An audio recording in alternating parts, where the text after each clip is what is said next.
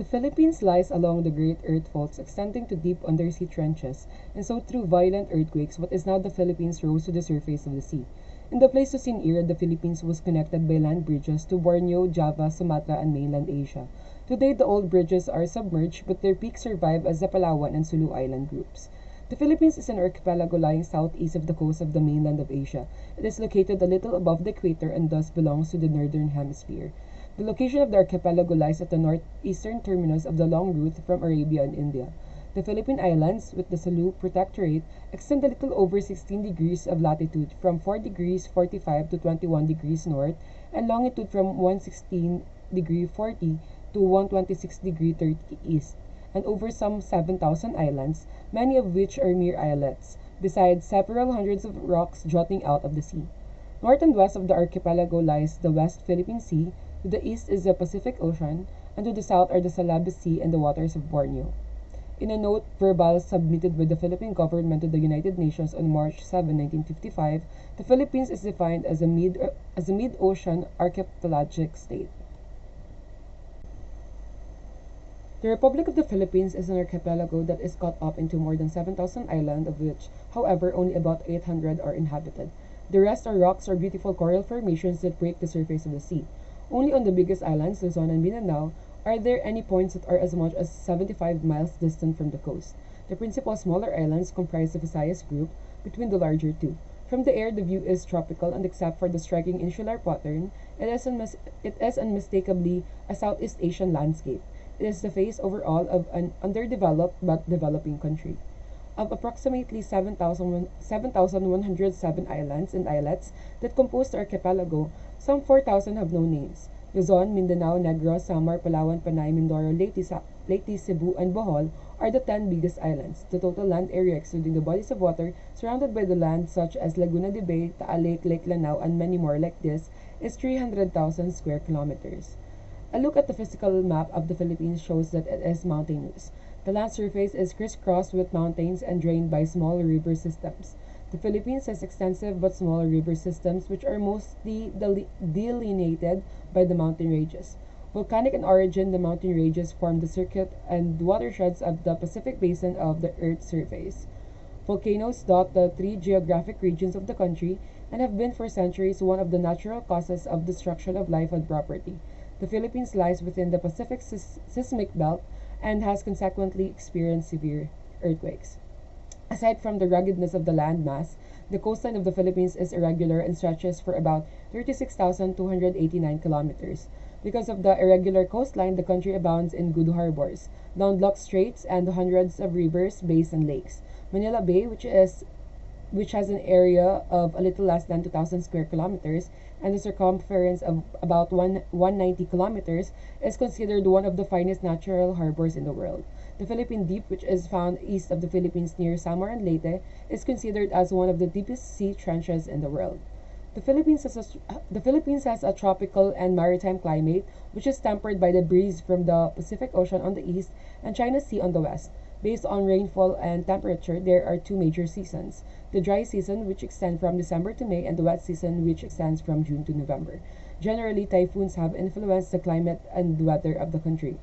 The whole of the archipelago, as far south as 10-degree latitude, is affected by the monsoons and periodically disturbed by terrible hurricanes, which cause great devastation to the crops and other property. There are around 170 spoken languages in the country, with almost all of them belonging to the Austronesian language family. Filipino is the national language, with Filipino and English as the official languages of the country. The overwhelming majority of Filipinos are professed Christians or Catholics rather than Muslims, Buddhists, or Hindus. However, Islam remains firmly established in southern Mindanao. The Philippines is rich in natural resources that are as yet largely undeveloped. The whole of this flat country is laid out into embanked rice fields and sugarcane plantations. Its fertile plains and rich valleys produce diverse crops, a few of which are produced for export and the rest for local consumption. Before the 16th century, Europeans had remained only in one area of the world for the most part.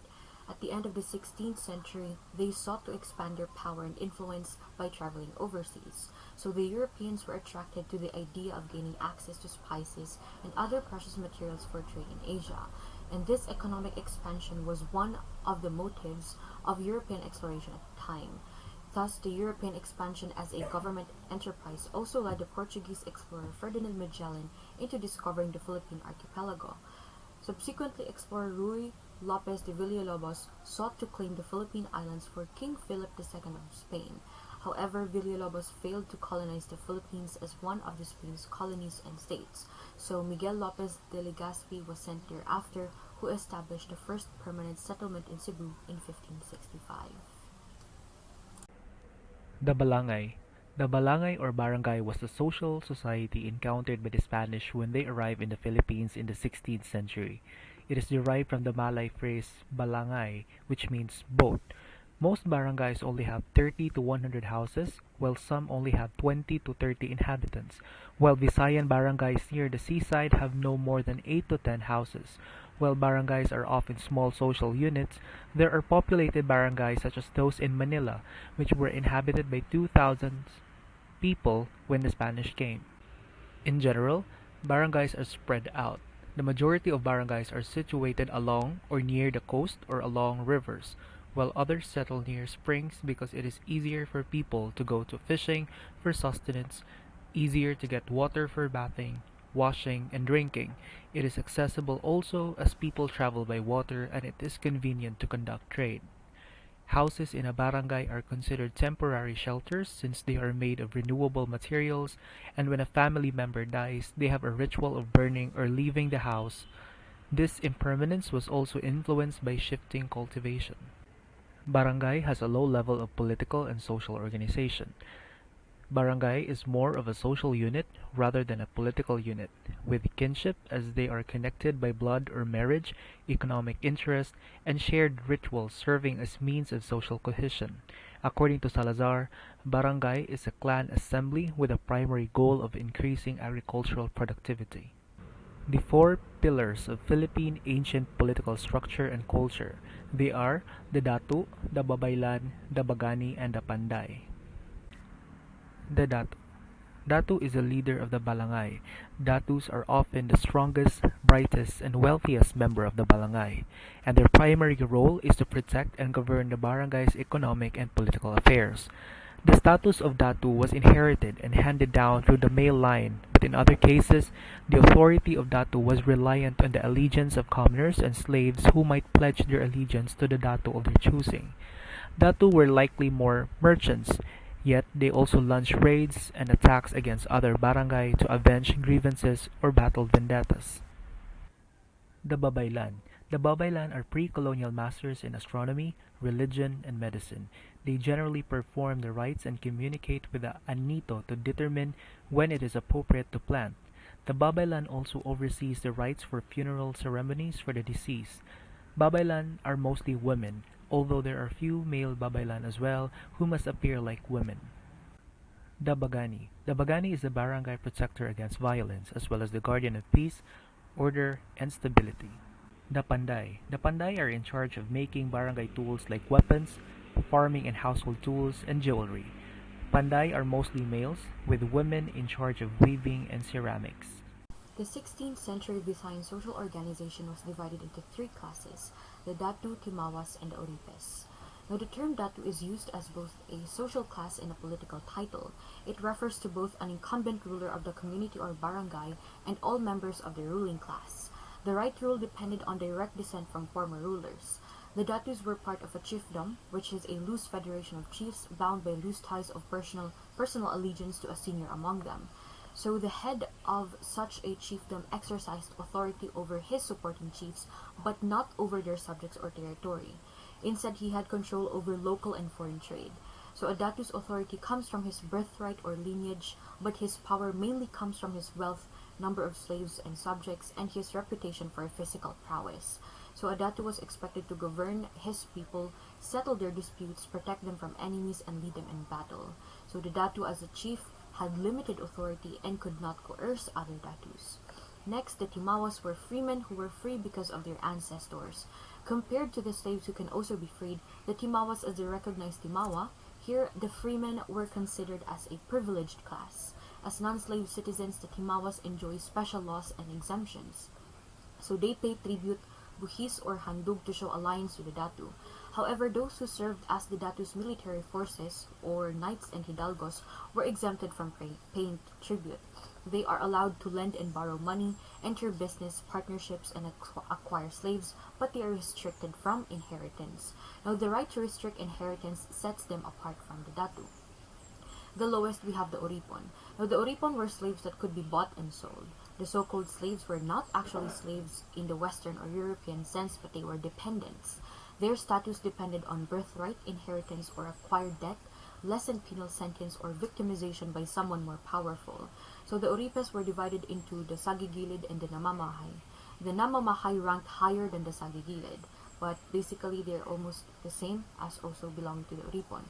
The Namamahay possessed their own house and field. The Sagigilid were at the also dependent on their masters, lived their master's house, received their food and clothing from their master as well, but they were also given 1 day out of 4 to work from themselves. So the Sagigilid could not marry without the consent of his or her master. In 1565, Spanish Governor-General Miguel Lopez de Legazpi seized the Philippines as a Spanish trading post, and Manila was declared its capital in 1571. By that time, Spain introduced a centralized colonial administration upon contact and established a system of governance that remained in place for over 3 centuries. The Spanish colonial government was headed by a governor-general appointed by the Spanish crown and served as the colony's political and military leader. The governor-general was supported by a Council of the Indies, which provided advice and guidance on colonial policy. The Spanish also established a local governance system with municipalities and provinces governed by local officials known as alcaldes mayores and gobernadorcillos respectively. The colony was divided into two different levels of administration from central or national, provincial, city, municipal, and barrio levels. Viceroys, governors, corregidores, and alcaldes mayores of the more important provinces in the Indies owed their places in the imperial bureaucracy to the king's beneficence. Moreover, in terms of political administration, they divided the whole islands into two administrative regions: pacified regions called alcaldía and unpacified military zones called corregimiento. They had to classify regions where they had been entirely subjugated, could baptize, or were baptized upon contact, and regions that were not yet entirely under Spanish control. They could not baptize and could not be handled in a friendly way. The Spanish colonial authorities used military force and legal measures to pacify the Philippines and establish control over the population. Military expeditions were launched to subdue rebellious tribes and the local rulers who resisted the Spanish rule. These expeditions were often accompanied by religious missions to convert the population to Christianity. So as a crown colony, the Philippines was administered by the Council of the Indies. On top you see the El Consejo de las Indias, comprised of the Pope, the Crown of Spain, and Portugal. It was the highest policy-making body in colonial Spain and had significant influence over the governance of the Spanish Empire. It was formed to advise the king on the affairs of Spain's overseas empire, and it prepared the decrees issued in the royal name. Next in the is the Viceroy of Mexico. From 1565 to 1821, the Philippines was a captaincy general administered by the Spanish king through the Viceroyalty of Nueva España or Mexico. The Viceroy was the highest-ranking Spanish official who had jurisdiction over all Spanish territories in the region, including the Philippines. The role of the Viceroy of Mexico is best described as an overseer who sits in Mexico and takes communication from Spain and passes it to the Governor-General of the Philippine Islands. He does not directly talk to the Council, so as seen in the graph, he does not directly talk to the Council but only negotiates or talks to the Crown. The Viceroy had the power to appoint the Governor-General and other key officials in the colony. Next is the Governador-General, which is the which is the king's only spokesman and representative in the Philippines. His title expressed his dual role. He was locally restrained by the Supreme Court and by individual officials and by the ordeal of the residencia at the expiration of his term of office. Among his extensive prerogatives was his appointing power, which embraced all branches of civil matters. His direct supervisor was the Viceroy of New Spain, since the Philippines was classified as a gobierno of that viceroyalty. He has two roles. He enforced laws emanating from Spain, and he was the vice patron of the Church, which gave him the right to choose individuals for ecclesiastical positions below that of bishop, and even the right to supervise mission work. He was also president of the Audiencia, the colonial Supreme Court, advisory council, and legislative body. Moreover, he had authority over the finance department until the intendant system was inaugurated in the late 18th century. Besides these civil matters, the governor, as the captain general of his title suggests, the governor-general was also commander-in-chief of the army and the navy. Next, as previously stated, the governor-general is also assisted by the Audiencia Royal. The Audiencia was both a supreme judicial body and advisory council to the viceroy or governor, who was his president. Although the Audiencia does not directly report to the governor-general does not directly report to the Audiencia, as seen in the graph here.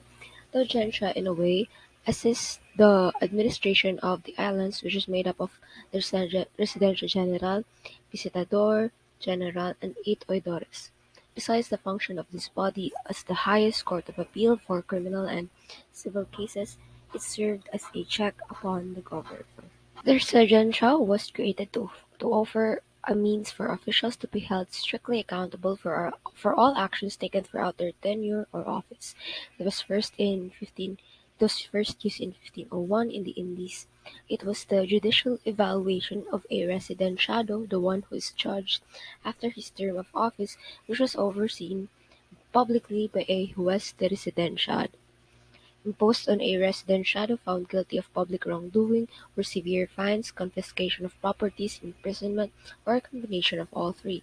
The visital varied from the residencia in that it was carried out secretly by a visitor general sent from Spain. It may occur at any moment during the official's tenure with no prior warning. Visitas may be specific or general, and a specific visita was an examination of a single official or province. However, a general visita was an investigation into the whole viceroyalty, such as Mexico, or a captaincy general, such as the Philippines.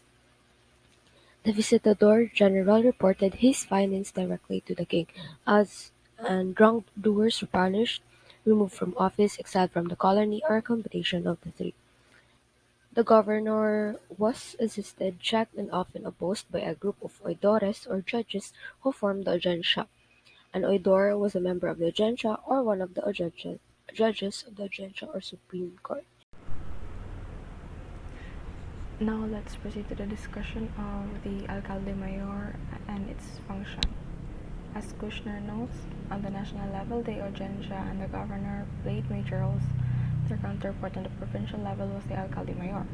As head of the province, the Alcalde Mayor was assigned numerous responsibilities which by the 19th century included first, appointment and supervision of Spanish deputies, second, publication of decrees from Manila, third, ensuring adequate food supplies and maintaining reasonable prices, fourth, ensuring upkeep of streets and highways and bridges, fifth, granting licenses for public performances, sixth, issuing permits for timber cutting, seventh, awarding or forming out public monopolies, eighth, presiding over elections for municipal bureaucrats, ninth, caring for welfare and religious instruction of the natives, 10th, acting as provincial military commandant, 11th, serving as subdelegate of finance or collecting tribute, and 12th, providing workers for religious houses and organizing collections of funds for fiestas. Not only was he the executive and judicial authority, but he was also the military authority in his area of responsibility, answerable solely to the Governor-General and the real audiencia in Manila. His position open to Filipinos in the civil government was that of the Gobernadorcillo, or the petty governor, a position roughly equivalent to that of town mayor of today. The gobernadorcillo served as the chief administrator of a town or pueblo. Among his multifarious administrative duties was preparation of the padron, tribute list, recruitment and distribution of men for dropped labor, communal public work as in the construction and repair of minor bridges, and the cuento, or military conscription, postal clerk, judge in civil suits involving 44 pesos or less. Indeed, he intervened in all administrative cases pertaining to his town, lands, justice, finance, and the armed forces. Now let's proceed to the discussion of corregidor and corregimientos. The corregimientos, or unspecified military zones like Mariveles, Mindoro, and Panay, were headed by the corregidors, according to Agoncillo. The corregidor governed the corregimientos. The corregidor is basically the counterpart of the alcalde mayor, but governs the corregimiento or the unspecified military zone. So basically, they share the same responsibilities with the alcalde mayor. Now let's proceed to the cabeza de barangay, or the borough government, which rested on the cabeza de barangay, whose main role was as tax and contributions collector for the gobernadorcillo. The cabezas were exempted from taxation. Like the gobernadorcillo, he was responsible for the peace and order in his own barrio and recruited polistas for public works. The Manual de Cabeza de Barangay of 1874 recorded literacy in Spanish, good moral character, and property ownership as qualification for cabezas who served for 3-year terms. By the mid-19th century, cabezas who had served for 25 years were exempted from forced labor. On the national level, with its seats of power in Manila or Intramuros, the king, through the Consejo de las Indias, governed through his sole spokesman and representative in the Philippines, the Gobernador y Capitan General. On the provincial level, heading the alcaldía, previously the Encomienda Provincia or Hukuman used by Bonifacio's Katipunan and later called Talawigan, was the alcalde mayor or provincial governor. For the pacified provinces and districts, the corregimientos or unpacified military zones.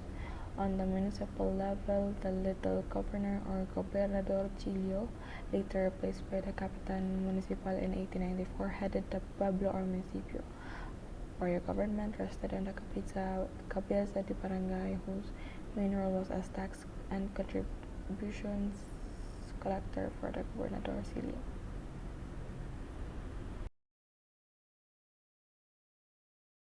One of the economic institutions introduced by Spain in the Philippines upon contact was the encomienda. The encomienda was a revenue-getting Hispanic institution introduced to the Philippines via Mexico. It was a grant from the Spanish crown to a meritorious Spaniard to exercise control over a specific place, including its inhabitants. The encomienda was a feudal institution used to grant deserving colonists the right to collect tributes and services from the native people of a specified territory. It entailed extracting labor, alluvial gold, or some local native production from contacted Indian peoples. So the encomienda system also involved the forcible resettlement of the small scattered barangays into larger communities called pueblos, which will be mentioned later on. Now, under an encomendero, encomiendas are defended from external incursions. The encomendero was granted a right to impose tribute according to the limit in kind set by higher authorities and expect labor from the inhabitants of the encomienda. The encomenderos exercised their powers and prerogatives to the full, but for the most part ignored their duties and treated the natives as their slaves. Indubitably, the tribute system inflicted immense hardship on the natives, as the tribute payments often caused abuses against the people. So the lack of a systematic tribute collection enabled the encomenderos to collect tributes in forms of golds, pearls, cotton cloth, agricultural products, labor, and the like according to their personal whim. The Realengo were lands reserved for the crown and included the principal towns and ports such as Bagumbayan, Lagyo, Santa de Ana de Sapa, Tondo. From the Realengas, the king assigned lands to the natives and awarded tracts by royal grant to leading conquistadors to the church, the friar orders, and church-related organizations. Now, the idle lands in the Realengas only had an economic role if a sector of agriculture would develop apart from the traditional small-scale cultivation in the pueblo lands and friar haciendas. So this sector then would be large-scale agriculture and would require capital and foreign demand for its products. The Recopilación de Leyes de los Reinos de las Islas de Indias, or the compilation of the laws of the kingdoms of the Indies, was a compilation of laws for the administration of the Philippines, promulgated by the King of Castilla as Lord of the Indies, which also incorporated the colonies into the Crown of Castilla. This code of laws was used in governing the Spanish possessions, and it included legislations related to the church, government, education, and socio-economic concerns in the country. Additionally, all lands in the vast empire were integrated by law into the estate of the king. The Pueblo lands. A pueblo was a collection of barangays, and these were communal lands assigned to the natives. The idea is that basically the land belonged to the king. The parcels in Pueblo lands were not demarcated, nor were they titled to the occupants. It is also for this reason that Pueblo lands were vulnerable to future land grabbing and made illegal expansion of haciendas easy. So during the conquest, the surviving natives were regrouped into new barangays and consolidated into fewer and larger sized pueblos. This consolidation facilitated tribute collection as well as civil and religious administration. The lands of a pueblo consisted of the house lots in the poblacion, family-sized fields behind or around the poblacion, and a tract of commons for the joint use of pueblo families. So every family also had to cultivate their assigned parcel of field for their needs, tributes, and compras, but they only had a right to use and benefit from their parcels, but could not be titled to them. These parcels reverted to the king if they were not cultivated for 2 consecutive years. Occupancy also passed on by inheritance, which is from parents to their heirs. Likewise, if there were no heirs to the land would still be reverted to the king. The Mercedes or mercy lands were land grants or holdings in usufruct from the king. These were not granted as absolute property, but in usufruct, wherein the grantees had a lasting use of the land with the right to pass them on to their heirs under certain conditions. Now, one of the most important conditions was that the land must be used for the benefit of the state, and another was the payment of a certain amount of annual fees to the municipality. Polo y servicios was the system of forced labor wherein men between the ages of 16 and 60, except chieftains and their eldest sons, were required to serve for 40 days each year in the labor pool or polo. Drafted laborers or polistas were either Filipino or Chinese male mestizos, and they were obligated to give personal service to community projects like construction and repair of infrastructure, church construction, or cutting logs in forests. So the men were forced to work in distant places from their home and had to suffer being away from their families. Moreover, since polo laborers were seldom paid, their villages were forced to provide them with a monthly allowance of 4 pesos worth of rice to keep them alive.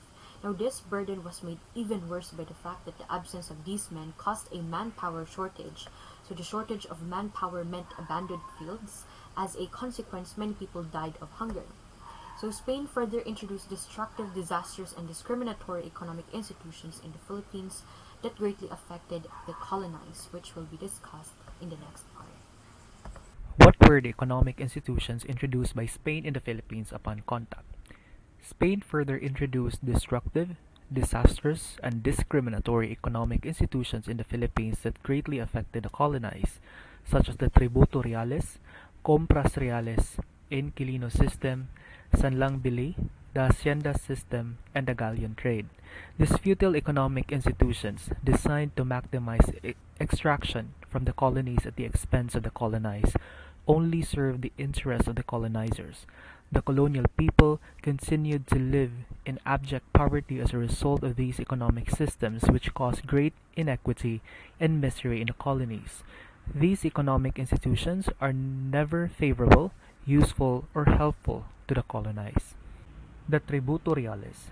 Tributo Reales are money collected from people ages 19 to 60 years old. Incumbent gobernadorcillos, cabezas and their families, government employees, soldiers with distinguished service, descendants of Lacandula, and few other native chieftains, choir members, sacristanes, and porters of the church, government witnesses are exempted from paying tributes. Originally, the required tributo was 8 reales, then in 1851 it became 12 reales and 14 reales by 1874. The tributes of the Filipino were the chief economic support of the Spanish rule in the Philippines until almost the close of the 18th century. The Compras Reales. Compras Reales was established in the first half of the 17th century by Governor Sebastian Hurtado de Corquera to set an assignment to provinces to reach an annual quota of compulsory sale of products to the government. In compras reales, the government pays lower price to the products, causing great suffering to the people. Compras reales is also called by the Filipinos as bandala, as they see the whole process to be the work of a vandal, because the Filipino natives were frequently cheated by the Spanish assessors and collectors. The Inquilino system. The Inquilino system is a system where lands are leased to Indios and Mestizos. They are called Inquilino, who paid a fixed ground rent on the farm he cultivates, which was agreed upon in the beginning. On the other hand, wealthy Inquilinos often sublease the lands they rented to a kasama, or a sharecropper, who did the actual farming. The inquilinato system is a good demonstration of a feudal economic system wherein it also establishes a landlord-tenant relationship in which the landlord has both economic and political power over its tenant. The Sanlangbili. Sanlangbili is a land-grabbing scheme in the form of an agreement between the Pueblo's money-lending upper class and the natives. The majority of the natives in Pueblos borrow money from moneylenders to finance for fiestas and other family gatherings. These moneylenders always require the debtor offer their lands as collateral. If the borrower is unable to pay, the collateral land will now be given to the control of the moneylender. The harvest will be given to the lender, while the debtor will farm on his or her own as a tenant sharecropper.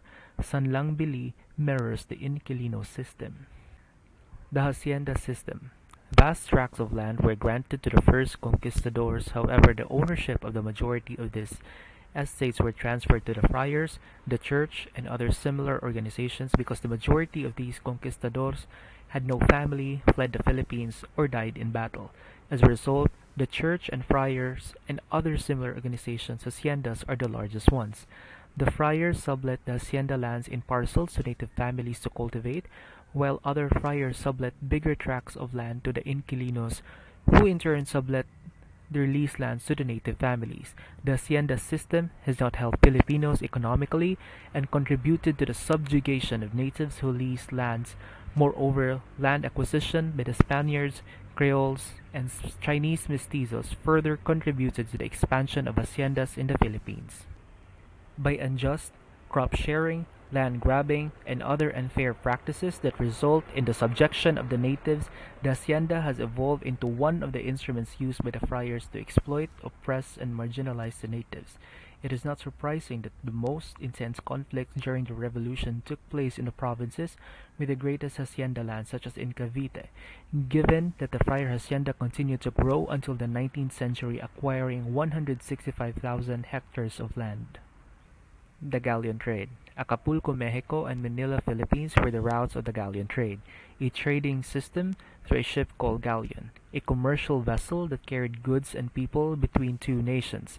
Goods and products such as silver, gold, spices, other agricultural products, silk, and porcelain were among the many items the galleon transported. Only the Spanish, who controlled the galleon trade, benefited from it and prospered. From 1565 until 1850, a 250-year period, the galleon trade was in operation. The galleon trade has, however, caused the Filipinos more economic suffering and difficulty, especially in agriculture, than benefit it brings. Patronato Royal refers to a system of royal patronage that was established in Spain. Under the system, the Spanish crown had the right to appoint bishops, priests, and other church officials in the colonies. The royal authority over the Spanish church was based on the Patronato Royal, under which the Pope granted the kings of Spain the right to rule any lands that they have yet to discover, with the corresponding obligation of supporting the material needs of the church in these territories. According to De la Costa, 1965, the king had secured from the Pope the right to make nominations to most of bishoprics and abbacies in Spain and in her dominions, according to Constantino, 1960. The privileges of royal patronage endowed the crown with greater authority in the colonies than in Spain. The right to nominate almost all the episcopal offices, abbeys, and benefices in Spain and colonies received from the Pope was defended by the king with all rigor, according to Schumacher and Costa, 1968 and 1987. The parties involved in the Patronato Royal are the Spanish crown and the church. The missionaries would have the support of the Spanish government in the islands, while the missionaries would be the concrete presence of the government, especially on the village level. Obras Pias functioned as commercial banks and insurance companies. The funds were used for pious works such as the establishment of schools, hospitals, and other charitable institutions. It derived funds from the galleon trade, the bequests of wealthy churchmen and lay persons. Those without means could borrow with interest from the Obras Pias funds. Reduction is the process of gathering together the scattered settlements of Indies into villages or towns to make possible lasting evangelization. Under Spanish colonization, the barangay had to be integrated into the colonial framework. Obviously, a few hundred friars and Spanish officials could not carry out their colonialist plans while a population of approximately 750,000 lived in thousands of small communities scattered all over the islands. The remedy lay in a policy of resettlement or reduction which would consolidate population in larger villages. The missionaries and the encomenderos were tasked to collect all the scattered Filipinos together in a reduction or settlement bajo el son de la campana or under the sound of the bell, or bajo el toque de la campana or under the peal of the bell. As early as 1580, the Franciscans, who arrived 2 years earlier, proceeded to establish pueblos, ordering the missionary to reside there where the church and the convent would be constructed. All the new Christian converts were required to construct their houses around the church, and the unbaptized were invited to do the same. This was approved without hesitation by no less than the then Governor General of the Philippines himself. The reduction plan was presented by Franciscan Father Juan de Plasencia to the Synod of Manila, and was approved unanimously by missionaries of all the religious orders. Reduction in the Philippines was mainly the work of the friars. With the reduction, the Spaniards attempted to tame the reluctant Filipinos through Christian indoctrination in a quite novel settlement pattern using the convento or casa, real or plaza complex as the focal point. The reduction to the Spaniards was no doubt a civilizing device to make the Filipinos law-abiding citizens of the Spanish crown, and in the long run to make them ultimately little brown Spaniards adopting Hispanic culture and civilization. As part of the strategy of enticing the unwilling unbaptized Indios, the Spanish friars utilized the novel sights, sounds, and even smell of Christian rites and rituals. All these hypnotized the spirit of the Indios. Besides facilitating Catholic indoctrination, resettlement opened the way for closer administrative control and supervision. It was not long before the growing population centers were given political and economic functions. In the process of consolidating the religious and political control of these reductionists, religious and civil authorities put into effect policies that accelerated the process of stratification which had already begun operating in pre-conquest society. Spanish administrative policy, being itself the expression of a hierarchical society, was committed to the preservation of the traditional authority of the chiefs within the barangay, but this time under Spanish direction and control. Using the barangay as the basic unit of local administration, the Spaniards recruited barrio and poblacion officials from the ranks of the chieftains or cabezas de barangay. By confirming their political authority, the Spaniards converted most of the local chieftains into willing allies and useful intermediaries between themselves and the people. These chieftains and their families formed a ready reservoir of reliable minor civil servants whose former status was now bolstered by colonial recognition, as evidenced by their title of principales. With the reduction, the pre-colonial barangays metamorphosed externally and internally. External changes included the construction of colonial churches and convents made of stone, as well as the building of private homes of cal y canto, or lime and mortar, protected either by roofs of tiles or galvanized iron sheets, and provided with a wide azotea and water reservoir. The integration of Spanish customs and values, Christianity, and the Castilian language, which blended with the local culture, constituted the internal changes. The Cabecera Visita complex, whose origins go back to the early missionary enterprise in Mexico, gradually became the prevailing pattern of rural settlement in the Philippines. The Cabecera was the capital of the parish and was designed to be the location of a compact village. Since the Filipinos were reluctant to move into these settlements in large numbers, every parish had a whole series of visita chapels. The latter were visited periodically by non-resident clergy whose headquarters were at the Cabecera. Cabecera is the center of the pueblo or municipality where the church and convento were located. It is equivalent to poblacion in modern terminology, as distinguished from the barrios or visitas. Cabeceras invariably became principal population centers or poblaciones. The change from cabecera to poblacion is largely a shift from an ecclesiastical to a civil nomenclature. The cabeceras were usually established in the lowlands adjacent to the coasts and rivers.